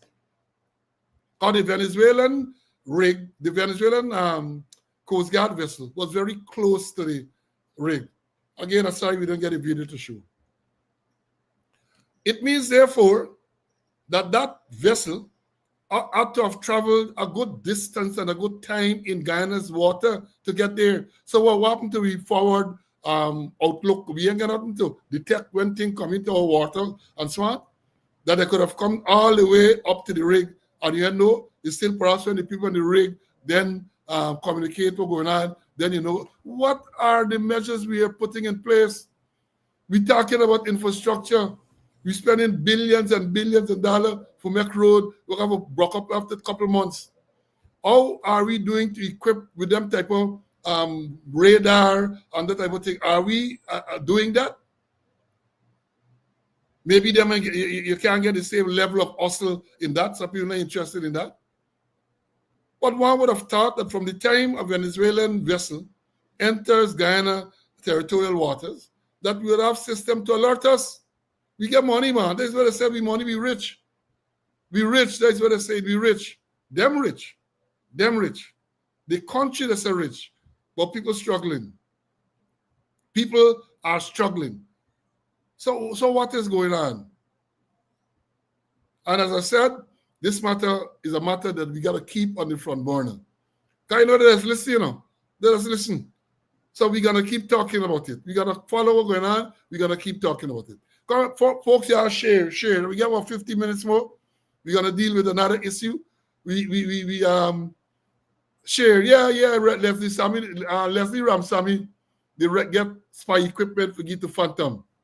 Remember that triangulation computer? He get it to give to Phantom to kill black people. So what happened? In them days, you not all this money. So they can't get money now to make sure that they have some early warning system when these things approach. They don't have that. It is sad. It is sad. Hope we wake up a morning and hear. And next thing we got to talk about is that the silent invasion. Because people have said this invasion by Venezuela is not going to be tanks and things driving into the place. Silent invasion has started a long time ago, where you have thousands and thousands of Venezuelans in Guyana, documented and undocumented. And the government don't know where these people are. They don't know. Many of them, I'm sure, are military assets. They come, by now, they don't map out the whole coastline, because they're all over the place. So when the time comes, if the time comes for them to do, to come into the place, the easy Trojan horses are here, coming easy, working in construction. I understand some of them are working at some very sensitive places. No doubt that they're feeding back information to their handlers in Venezuela. And we sitting back, and we fighting up the opposition and cooperate. All they can focus on is how they can retain power by all illegal means or all other means. That's all they can focus on. But it might get to the stage where you ain't got nothing to rule over. It might get to the stage where you have nothing to rule over. because one would have thought that our sovereignty will beat anything else.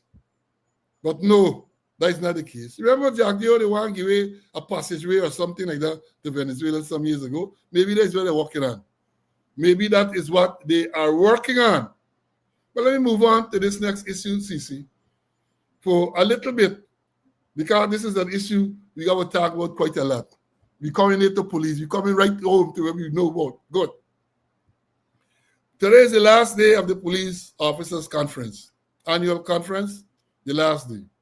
A lot of statements made. The squatter said he forming island gas unit. Well, the gas unit is the 14 unit what I talk about. He forming tourism unit. It's all sort of nonsense this was going to talk, Oil and gas unit to do what? What will be the mandate of that unit? To blow the gas on the Venezuelans when they invade? They're talking about tourism unit thing of what? To do what? They come up with these statements and nobody tried to question them as to what will be the mandate of these units. You get traffic, CID, and general duties as your main bodies. They're failing miserably. And you're talking about forming oil and gas unit. You full of gas. That's all I can see. You full of gas. Not toxic gas. Referring just the commissioner. The squatter. 8.5, the wedding planner. It's better you form a wedding planning unit because you seem very adept in planning wedding, reaching out to your stakeholders and get money from your stakeholders to finance weddings. So rather than forming this oil and gas unit that I suspect you don't have the resources to deal with, form a wedding planning unit. You have serious expertise in that area. Farm it. They go and they make all types of stupid statements that are going to be talked about Monday. Because over the past 2 weeks, I can't recall when last we had this many fatal accidents or fatal incident that is called. Time does not permit us to deal with this afternoon, but you bet your life we're not going to let it pass because it's something we've been talking about. I count over the week was about 10 to 12 fatal accidents, 10 to 12 deaths, not so many deaths. Up to this morning, Essequibo Coast, they said 2 dead. Every day, people dying. And they tell you about oil and gas unit. They tell you about tourism unit. Tourism in Guyana, I tell you, I travel all around the Caribbean and farther afield. One of the things that embarrasses you when you talk about the driving on the roads of Guyana. My colleagues, when I worked with Cricket West Indies, never rented cars to drive themselves in Guyana. All them other islands, we just rent car and drive. Whenever they rented a car and drive Guyana, they will get a local driver to take them around. Have you said this thing is madness on the roads in Guyana, madness. And this man talking about island gas unit. Said other things we're going to deal with at some other time. The president is reported to have said that when he talking about bribe, bond 009, but when the president said he put in blame on the people who given the bribe. So he said they're equally as guilty. I agree, because you can charge them too, right? Because if they won't be a giver, they're not going to be a taker. But if the conditions weren't conducive, the policemen demanding, in many cases, demanding bribes, then people would got to give them. The system got to be there to make sure that it is smooth. For example, you want to go and get a passport, the thing should be seamless. So you should not be pressured into having to induce. I'm not saying it happens to the passport. I'm just using that as an example. You have to make sure that the system is flawless so that people can go with confidence. You make an application, with a driver's license, whatever it is. But once you get the thing then working, then bribes can be there. So if you're saying that the givers are equally as guilty, what happened to all the people who bribing the government, all them contractors bribing ministers, and what happened to all the hustles by the ministers? All them are guilty too. So you're being selective in your outrage. You're being selective, Mr. President. All them things you got to look at. And then the police make promotions. The Police Service Commission, the unconstitutional Police Service Commission, made promotions. I refer to it in the last program Wednesday afternoon. Because we had the program Wednesday morning. I went to court Wednesday morning, and we had a program Wednesday afternoon. Boy, oh boy, over the past couple of days, I have been able to go through the list. So I can tell you now that the police have promoted, the Police Service Commission promoted 169 persons. 169 from inspectors to assistant commissioner in the regular and in the special constabulary. The police force, the commissioner, promoted 376 from lance corporal to sergeant in the regular, the special constabulary, the rural constabulary, and even Geista. 376. A total of 545 promotions were made. I have started to analyze this thing. I never see so much shit yet in a promotion list. Never, ever. When you talk about supersession galore, first of all, as I've said on Wednesday, every single rank who is promoted, all 545 promotions, they are all effective from January 1st, 2025. All 545 promotions effective from the same date. Madness. Madness. And in the process, in that process, a lot of people have lost their seniority. I don't know if they recognize it, but a lot of people have lost their seniority because they were superstitious. Let me give some example. Let me give a few examples. I'm going to continue with this before bringing Mr. Conway. Let me tell you what happened. That some of the egregious acts. Ranks who have already retired, at least 2 ranks I know, already retired since last year.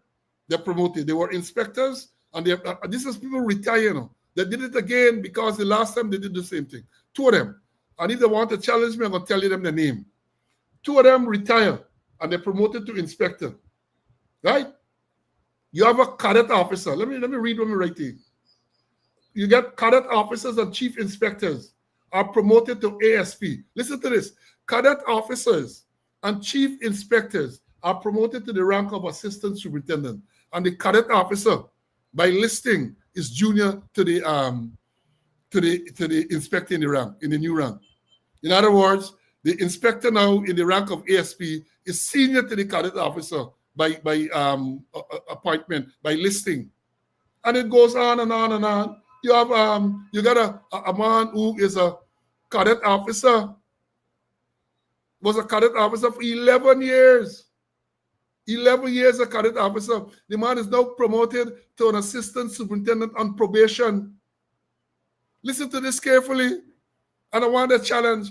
A man who was a cadet officer is now promoted to assistant superintendent on probation. All the years I thought that when you're a cadet officer, you're actually an assistant superintendent on probation.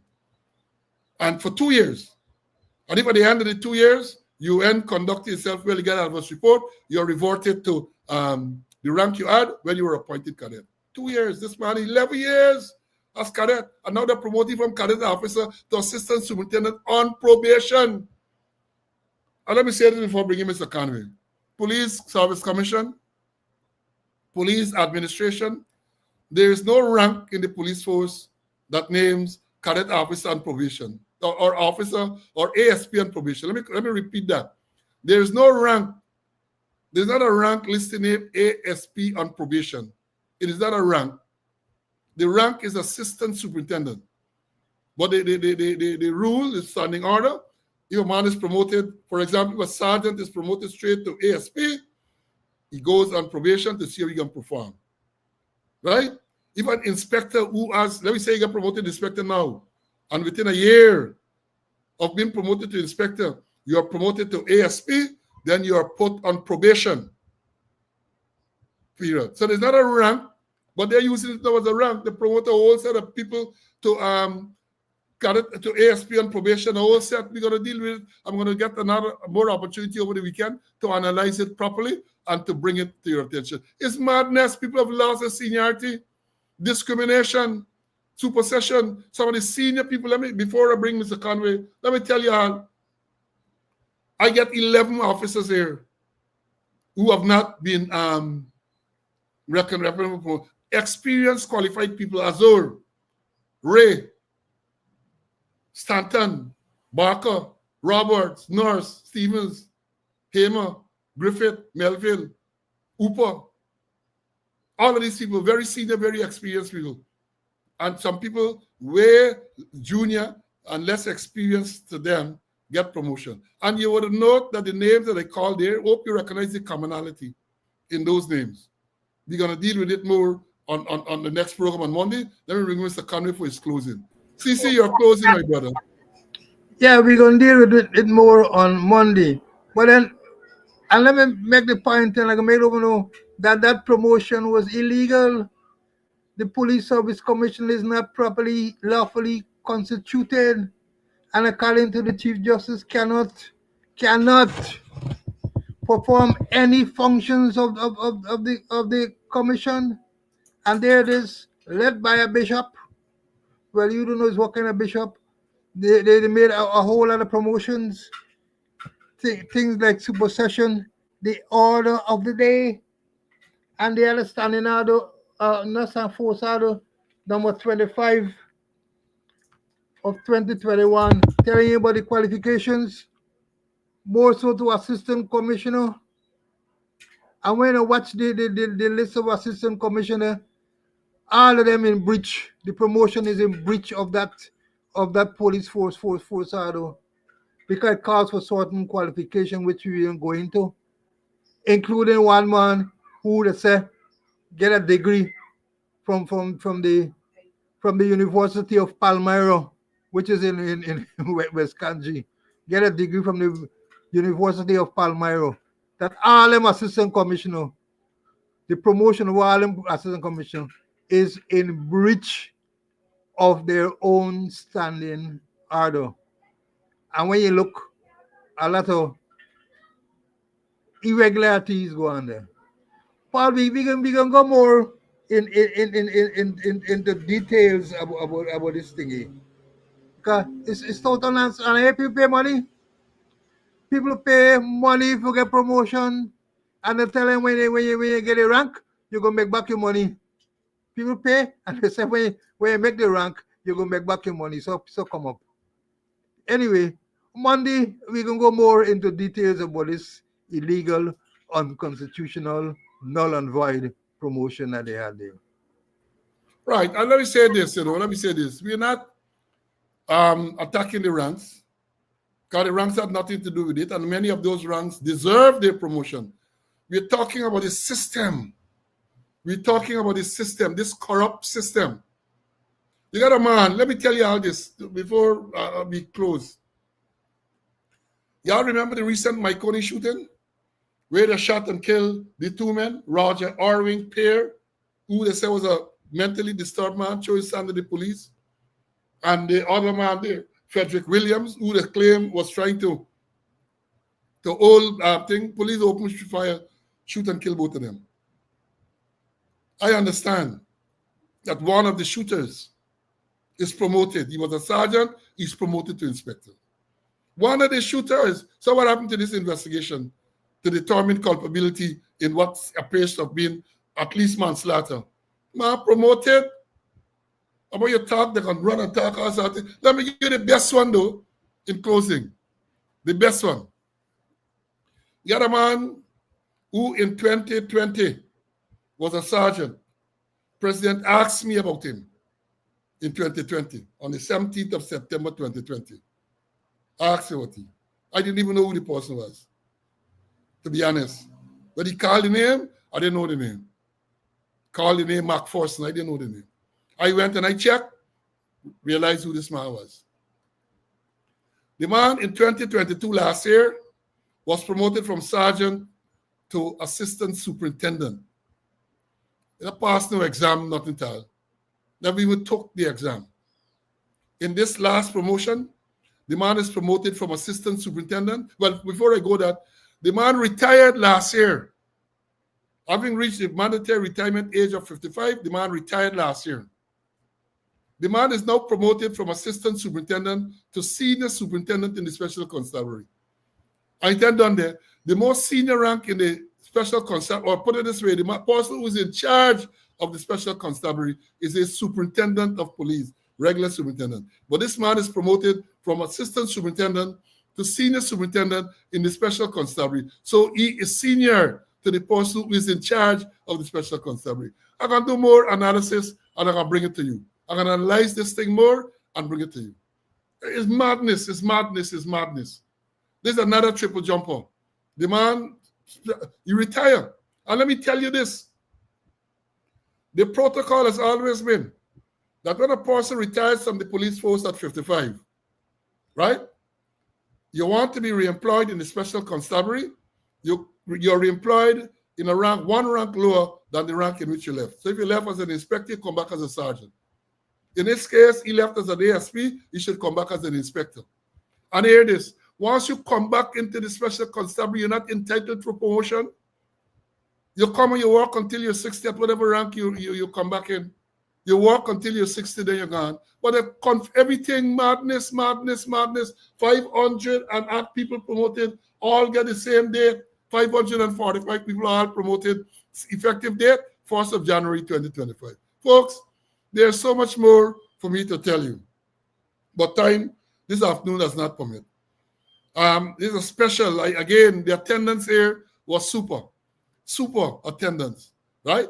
And I know a lot of people could not have been here because there's Adventists and all of that. They're going to watch it on YouTube. Many police officers who follow this program religiously are at the conference or preparing for dinner. Normally, I don't know if they have dinner, but normally on the Saturday night following the conference, you get me as dinner. So maybe they're preparing. But we're going to talk and do a more critical analysis of this promotion list on Monday, God's Spirit Life, when we plan to be here again to bring you credible, valuable information. I always caution you before we leave. This afternoon, I'm cautioning you to be extremely careful, especially you people in the West Coast Barbies, because we understand there's an outbreak of dengue fever. Dengue outbreak on the West Coast of Barbies. So folks, take care of yourself. Be extra careful. Be extra careful. Take care of yourself. And God's willing, we will meet again here on Monday. As things go now, Monday time is normally 11 o'clock. But again, follow the channel. Follow us on social media, Facebook.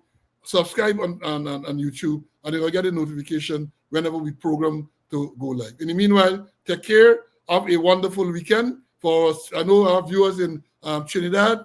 Carnival weekend. Enjoy your weekend, but be safe. Be safe. Until then, take care. Bye.